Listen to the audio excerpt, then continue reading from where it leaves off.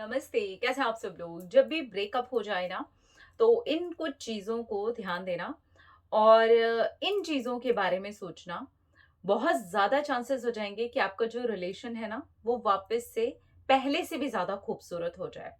तो अगर ब्रेकअप हो गया है, तो आप सब लोगों को ये एडवाइस मैं करना चाहूँगी कि अगर ब्रेकअप हुआ है, तो एकदम से पैनिक मत होना।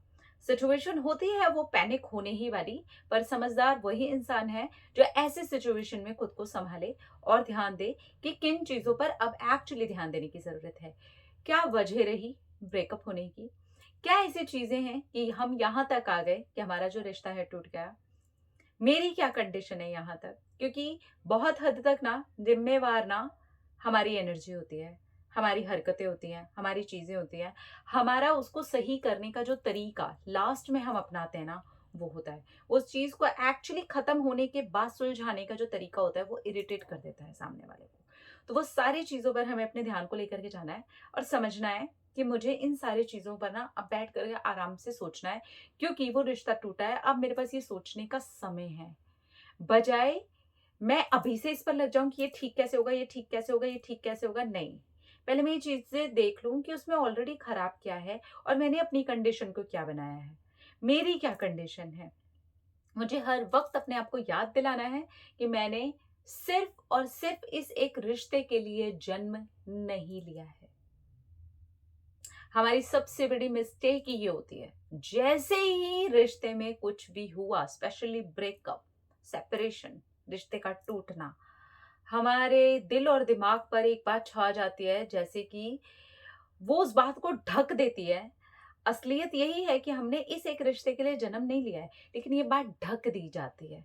और वो ढकी भी ना हमारे इमोशंस के बहुत ओवर जाने की वजह से होती है। हम इतने पैनिक मोड में चले जाते हैं ना कि हमें ऐसे लगता है कि हमारी लाइफ ही अटक गई, हमारी सांसें ही अटक गई। हमें कुछ समझ ही नहीं आ रहा।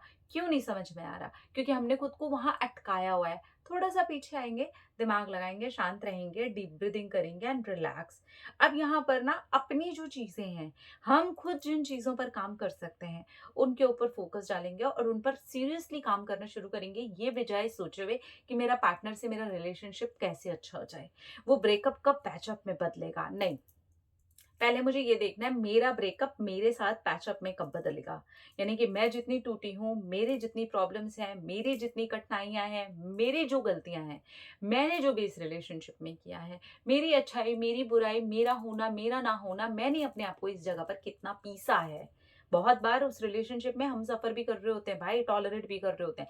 लेकिन वो भी तब नज़र आएगा ना आपको जब वो पैनिक मोड से हट करके दिमाग लगाओगे, तो आपको समझ में आएगा कि चाहिए भी कि नहीं चाहिए। आगे जाना है भैया, ये नहीं जाना है, वो तभी तो समझ में आएगा ना जब आप थोड़े शांत हो गए।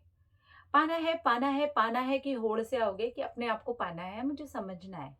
पहले आराम से दिमाग लगाना है मुझे।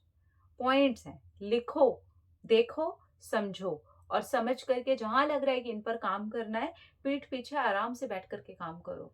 दो अपने आप को समय, 1 महीना, 2 महीना, 6 महीना। हम क्या करते हैं, वही 6 महीने रोने में, ब्लॉक अनब्लॉक देखने में, स्टॉक करने में लगा देते हैं। बल्कि वही 6 महीना अगर हम यहाँ पर दें, क्योंकि कंडीशन तो देखो खराब है, इमोशनली तो हालत खराब है। परेशान हो रहे हैं हम, छटपटा रहे हैं हम, बहुत दुखी हो रहे हैं हम, ठीक है? लेकिन इसके अंदर हम समझदार अगर इंसान के तरीके से थोड़ा-सा अपने ऊपर हल्का-सा भी लेकर के आ जाएँ, परेशानी रहेगी, दिमाग जाएगा बार-बार वहाँ, लेकिन मुझे स्टॉक नहीं करना है। मुझे ऐसी किसी भी जगह पर रहना ही नहीं है जहाँ के नोटिफ़िकेशंस मुझे इरिटेट कर सकें, जहाँ की वो सारी चीज़ें मुझे याद दिला सकें, नहीं। मुझे भी फ़िलहाल फ़ोकस यहाँ पर डालना है। धीरे-धीरे आप देखेंगे जैसे-जैसे आपकी यहाँ से एनर्जी बदलेगी, जैसे-जैसे आपकी चीज़ें बदलेंगी, जैसे-जैसे आपका होना बदलेगा, जैसे-जैसे आपके खुद के पैटर्न्स बदलने शुरू होंगे, टाइम लगेगा, कई महीनों का टाइम लग जाएगा, मैं आपको बता रही हूँ, ऐसा ही होता है, मैंने खुद किया है ये। और आप फिर देखोगे कि उस रिलेशनशिप में पहली बात तो जाना ना जाना इसका आंसर आपको मिल चुका होगा। अपने आप को कैसे डिटैच करना है समझदारी से वो भी आपको समझ में आ चुका होगा। उस रिलेशनशिप में अगर रहना है तो मैं किन-किन सही पहलुओं पर काम कर सकती हूँ, ये भी समझ में आ चुका होगा। और अगर आपको उस रिलेशनशिप में फिर भी रहना है, तो आप खुद देखोगे कि सामने वाला इंसान आपके पास चल के खुद ही आ जाता है, क्योंकि वो भी उस रिश्ते को फिर बनाने की कोशिश कर रहा होता है।